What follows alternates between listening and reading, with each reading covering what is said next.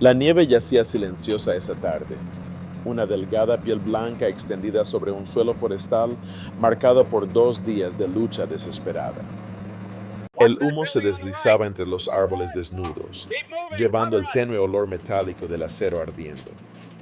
En algún lugar más allá de la niebla, los motores gruñían, un sonido profundo y deliberado que le decía a cada hombre que escuchaba exactamente lo que venía. Y en el corte poco profundo de una zanja de drenaje congelada, un joven oficial entendió que la próxima hora decidiría si alguien bajo su mando sobreviviría. 6 siluetas blindadas se movían hacia el bosque, sus huellas crujían sobre el hielo. Detrás de ellos, una ola de infantería con camuflaje blanco avanzaba por el campo abierto. 18 estadounidenses exhaustos esperaban entre los árboles, con la última munición, enfrentándose a un ataque diseñado para romper más que una línea. Se trataba de destrozar el último punto de apoyo aliado que custodiaba el camino hacia Alemania.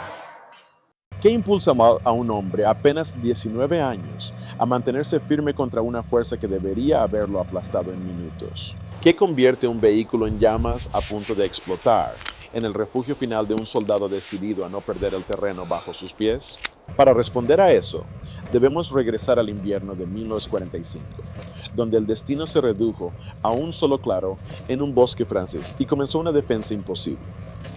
La batalla que se desarrolló en los bosques cerca de Holtzwihr no comenzó con heroísmo, comenzó con agotamiento.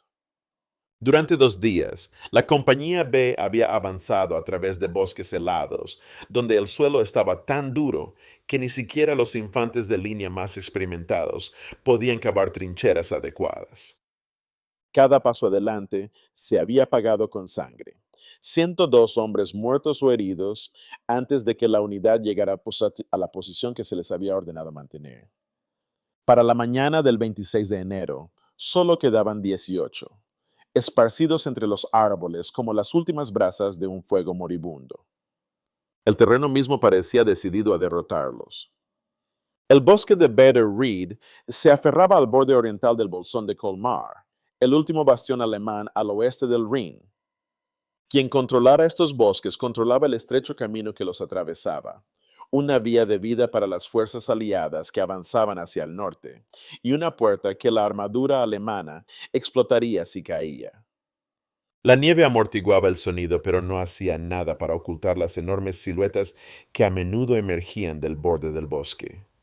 Tanques sondeando puntos débiles, infantería probando las defensas estadounidenses, artillería midiendo el alcance. El alto mando comprendía el riesgo con dolorosa claridad. El bolsón de Colmar había resistido la presión aliada desde noviembre de 1944. Su colapso abriría el camino hacia Alemania misma. Su supervivencia prolongaría un invierno brutal y costaría miles de vidas más. Para la tercera división de infantería, mantener los bosques cerca de Holtzwihr no era una elección táctica. Era una obligación entrelazada con el éxito de toda la campaña. En este crisol entró un oficial de 19 años que nunca había pedido el mando. Horas antes había sido un líder de pelotón. Al amanecer, él era el último oficial sobreviviente de la compañía. La responsabilidad lo había encontrado a través de la deserción. Uno a uno, los veteranos que habían llevado a la Compañía B a través de África del Norte, Sicilia e Italia habían caído. Ahora él solo tenía que mantener una posición que ya había destrozado a una unidad más grande y mejor abastecida. Mientras estudiaba el claro cubierto de niebla delante de él, las señales de lo que venía se volvieron inconfundibles. ¿Huella en la nieve? El bajo gruñido de los motores que se acercan desde Holtzwihr. Movimiento disciplinado, deliberado, extendiéndose ampliamente. El enemigo no estaba sondeando ahora, se estaba comprometiendo. 6 tanques Panzers y avanzaban en 2 cuñas, apoyados por un complemento completo de infantería con camuflaje blanco de invierno. El ataque no estaba diseñado para presionar la línea. Estaba diseñado para romperlo. La doctrina estadounidense era clara. Cuando se está en inferioridad numérica y de armamento, Una pequeña unidad debe retirarse, reagruparse y luchar otro día. Pero retirarse aquí significaba rendir la carretera, invitando a la armadura enemiga a avanzar directamente hacia el puesto de mando del regimiento, apenas a una milla detrás de ellos. Si la compañía B se retiraba, todo el sector podría colapsar. 10 hombres, 6 tanques, 250 infantes y un estrecho tramo de carretera que no podía perderse.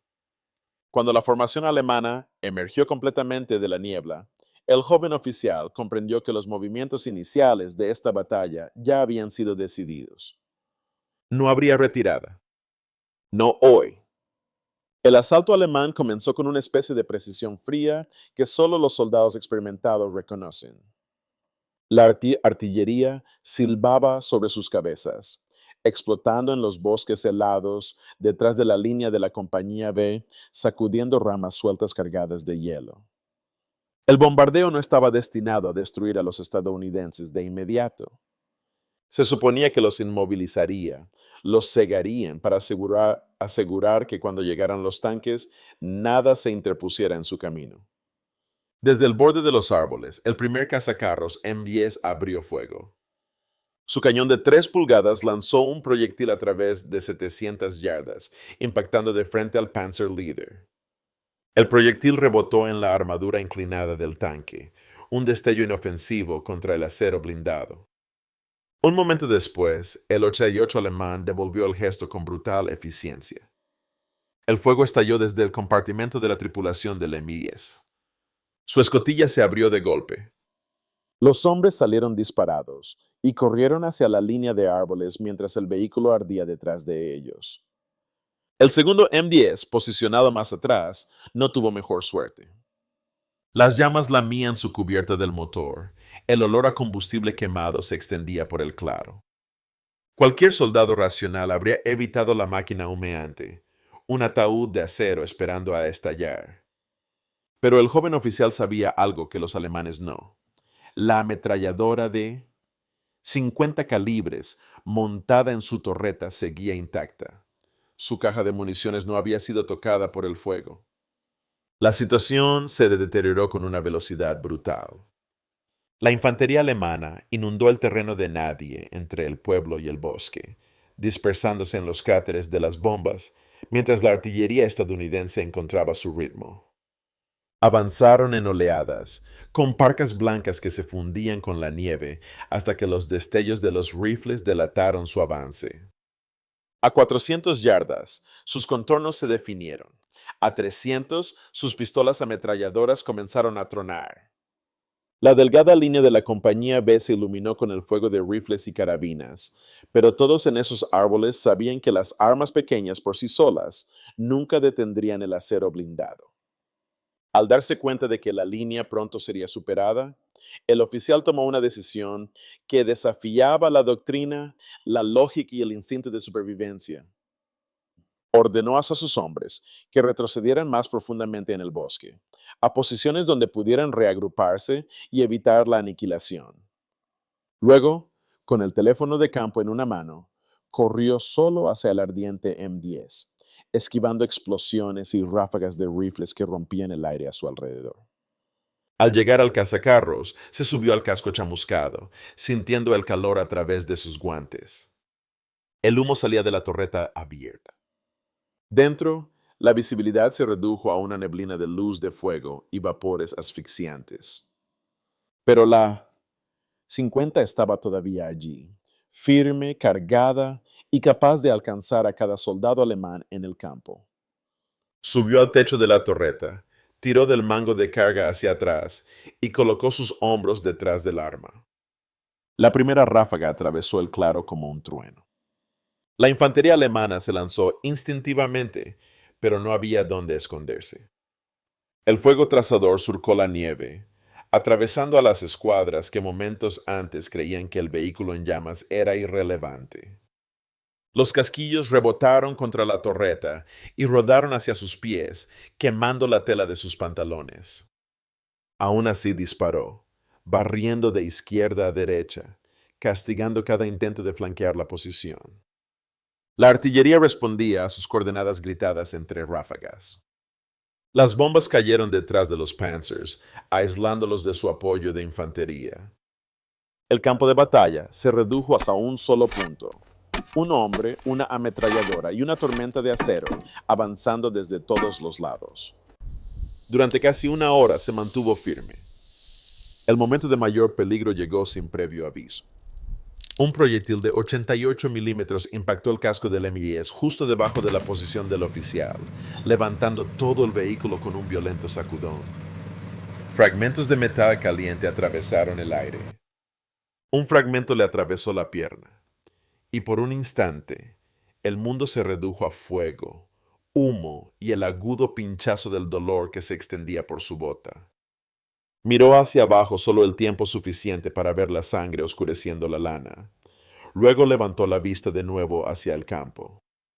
Los alemanes seguían avanzando. A 150 yardas, ahora podía ver sus rostros, jóvenes luchando hacia adelante a través de la nieve mezclada con rojo y marrón. Algunos estaban aterrorizados, otros resueltos, todos atrapados en la lógica aplastante de un asalto que ya no tenía sentido. Siguieron adelante porque sus órdenes lo exigían, porque los tanques detrás de ellos lo esperaban, porque retirarse bajo fuego a menudo era más mortal que avanzar. Pero cada ráfaga del 50 calibre hacía caer cuerpos, dispersando las formaciones que momentos antes parecían inquebrantables. Cuando los escuadrones alemanes intentaron cruzar una zanja de drenaje a su derecha, giró la ametralladora pesada y los abatió antes de que pudieran cerrar los últimos metros. Cuando otro grupo intentó usar un grupo de árboles como cobertura a la izquierda, él destrozó ramas y corteza con ráfagas controladas, dejando el suelo debajo de ellos cubierto de astillas y cuerpos. Cada maniobra que intentaba la infantería encontraba la misma respuesta: acero, humo y el implacable martilleo de la Browning. Los Panzers luchaban por ponerlo en su punto de mira, pero el M10 en llamas se encontraba en una depresión poco profunda. El humo se arremolinaba sobre la torreta en gruesas olas, ocultándolo de los artilleros alemanes. Dispararon una y otra vez, cada impacto sacudiendo el casco, cada explosión amenazando con enviar la munición dentro a una detonación catastrófica. Pero ninguno encontró al hombre detrás del arma. A medida que la infantería se debilitaba, su determinación flaqueaba. Soldados que habían avanzado con determinación ahora dudaban en el campo abierto, negándose a abandonar sus cráteres. Otros se arrastraban de regreso hacia Holtzwil, arrastrando a sus compañeros heridos por la nieve. Sin el apoyo de la infantería, los tanques quedaron expuestos. En terreno cerrado, la armadura por sí sola era vulnerable, algo que cada comandante alemán en el campo entendía. Cuando el Panzer de vanguardia giró su torreta y comenzó a retroceder, el resto lo siguió. Lo que había comenzado como un asalto coordinado se disolvió en una retirada. El oficial disparó su último cargador contra las filas en fuga. Luego soltó el gatillo mientras el cerrojo se bloqueaba hacia atrás. Por primera vez en una hora, el campo de batalla quedó en silencio excepto por el crepitar del fuego debajo de él. Su pierna se dobló cuando bajó. Se tambaleó por la nieve, arrastrando el teléfono de campo con él. A 30 yardas de distancia, el M10 estalló.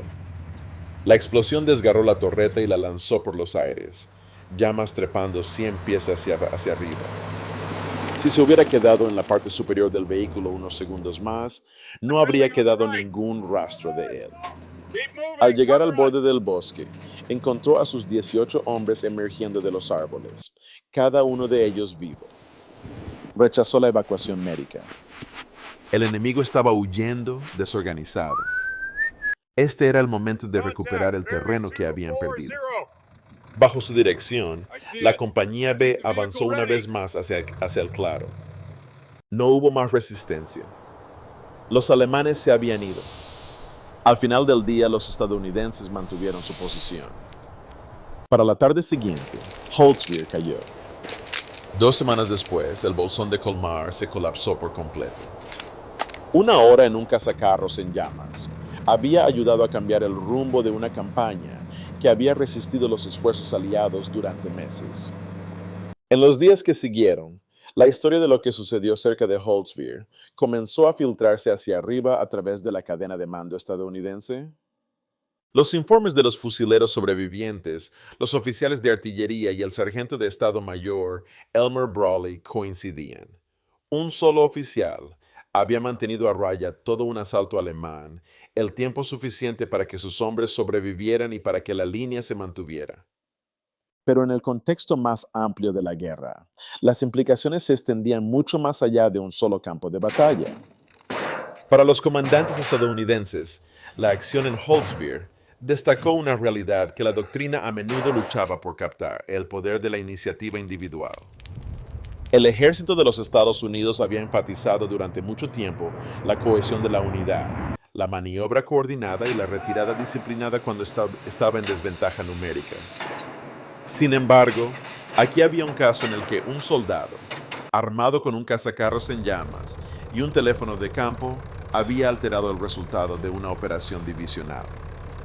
En los meses posteriores a la batalla, los programas de liderazgo a nivel de regimiento y división citaron el evento como evidencia de que el juicio en el campo de batalla, cuando está arraigado en la experiencia y la claridad de propósito, puede superar la adherencia rígida a la doctrina. Este entendimiento eventualmente encontró su camino en el currículo de la Academia Militar de los Estados Unidos en West Point. Los cadetes estudiaron el enfrentamiento no como una historia de imprudencia, sino como un estudio de caso en riesgo calculado, cuando un comandante puede elegir sacrificarse para preservar a su unidad, y cómo la responsabilidad moral y la necesidad táctica pueden converger en el transcurso de unos pocos segundos. La lección no era que el valor por sí solo gana batallas, sino que el valor combinado con el dominio de la situación puede cambiar el curso de una pelea. Internacionalmente, el legado tomó una forma más tangible. En el pueblo de Holtzville, las personas que presenciaron la destrucción de sus hogares y la liberación de sus calles erigieron un memorial en el lugar preciso donde tuvo lugar la resistencia. La escultura y el marcador de piedra miran hacia el mismo terreno abierto donde una vez avanzaron las tropas alemanas.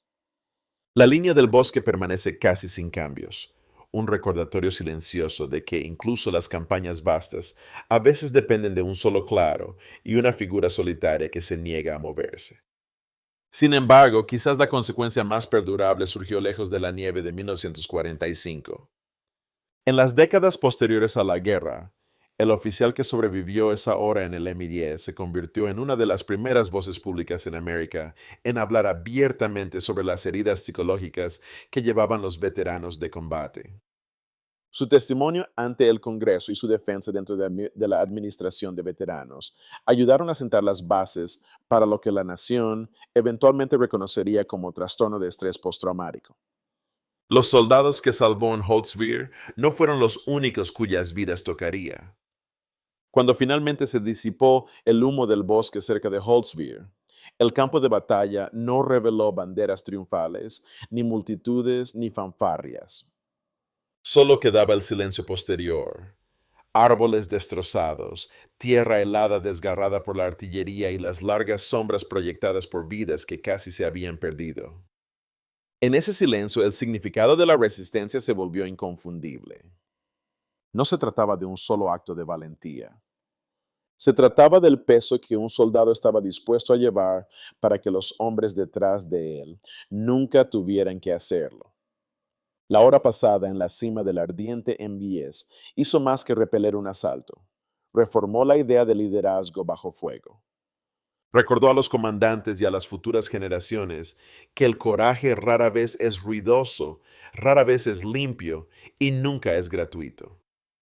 Viene con humo en los pulmones, heridas en la carne y años de recuerdos que se niegan a desvanecerse.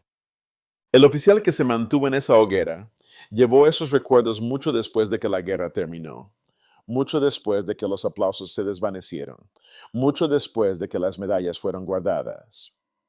Su lucha con las heridas ocultas del combate se convertiría en una segunda pelea, una que no se libraría con armas, sino con honestidad, vulnerabilidad y una determinación para asegurar que otros veteranos no enfrenten sus batallas solos. Hoy, el claro cerca de Holtzwihr permanece casi sin cambios. El camino sigue atravesando el campo. El bosque aún se eleva a lo largo del borde oriental. En invierno, la nieve cubre el suelo tal como lo hacía en 1945. Los visitantes que se encuentran en el memorial pueden trazar la línea de avance, sentir el viento frío que alguna vez llevó el sonido de los tanques y entender, aunque solo débilmente, cuán estrecho era realmente el margen entre la supervivencia y la destrucción. Quizás ese sea el verdadero legado de la batalla, el conocimiento de que la historia puede pivotar sobre las acciones de un solo individuo en un momento en que la retirada parece la opción más fácil y la resistencia se siente imposible. Es un recordatorio de que el coraje a menudo aparece cuando no queda nadie para presenciarlo, y que la firme determinación de un soldado puede resonar a lo largo de las décadas. Al reflexionar sobre esta historia, considera las lecciones que perduran. ¿Qué exige el liderazgo en momentos en que las probabilidades son absolutas? ¿Cómo honramos a aquellos que regresan de la batalla llevando heridas invisibles? ¿Y qué responsabilidades heredamos de aquellos que se negaron a dejar que sus amigos murieran en un campo helado, lejos de casa? Si esta historia te habla, te invitamos a unirte a la conversación. Comparte tus pensamientos. Suscríbete para más historias moldeadas por el sacrificio y ayuda a asegurar que los hombres que lucharon en estos rincones olvidados del mundo nunca sean olvidados.